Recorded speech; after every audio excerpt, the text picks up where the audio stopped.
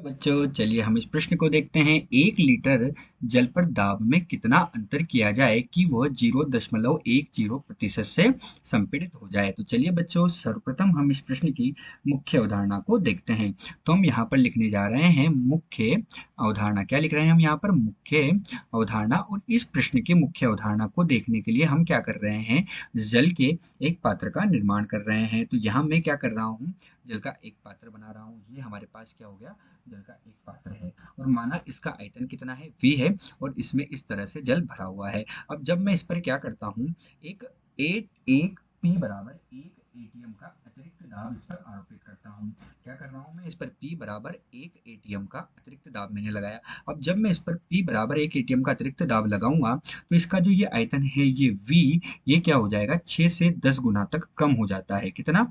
6 से 10 गुना तक कम हो जाता है। इसे ही हम जल की संपीड्यता कहते हैं और यही इस प्रश्न की मुख्य अवधारणा है। अब बच्चों मुख्य अवधारणा के पश्चात हम देख रहे हैं कि इस प्रश्न में हमें क्या क्या दिया हुआ है। तो इस प्रश्न में हमें दिया है कि ये 0.10% से क्या हो जाता है, संपीड़ित हो जाता है। अतः डेल्टा वी बटे वी जो है ये कितना संपीड़ित हो गया, यानी कि क्या हो गया, कम हो गया, यानी कि ये ऋण कम हो गया। 0.10% से कम हुआ, अर्थात इसका मान हमारे पास कितना होगा, 0.10 बटे 100 के बराबर होगा।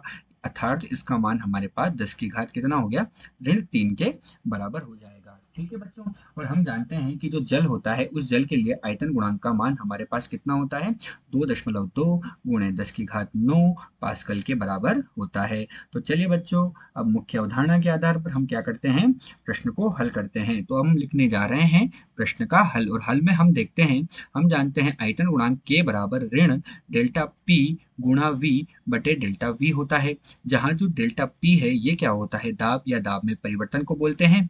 V हम किसको बोलते हैं, आयतन को बोलते हैं। और डेल्टा V हमारे पास क्या होता है, आयतन में परिवर्तन होता है। डेल्टा V क्या होता है, हमारे पास आयतन में जो परिवर्तन होता है उस आयतन में परिवर्तन को हम डेल्टा V से लिखते हैं। और हमें प्रश्न में क्या निकालने को बोला है, हमें प्रश्न में कहा है कि हमें दाब का मान निकालना है। अतः P का मान हम निकालेंगे तो P का मान हमारे पास किसके बराबर हो जाएगा, के गुणा डेल्टा V बटे V हो जाएगा। और ये ऋण चिन्ह हमारे पास आ जाएगा, सबका मान हमारे पास है। जब हम इनका मान रखेंगे तो P बराबर ये कितना है, 2.2, और ये कितना हो गया, गुणे 10 की घात 9, और इसका मान हमारे पास कितना है, इसका मान हमारे पास दिया हुआ है प्रश्न में, तो उसको हमने निकाला है, वो है 10 की घात ऋण 3। अतः बच्चों जो दाब का मान है वो दाब का मान हमें प्राप्त होगा, P बराबर हमें प्राप्त होगा 2.2 गुणे 10 की घात 6, और हमारे पास पास्कल में इसका मान प्राप्त हो जाएगा। अतः बच्चों दिया गया जो प्रश्न है, इस दिए गए प्रश्न में दाब का मान 2.2 गुणे 10 की घात 6 पास्कल प्राप्त हुआ।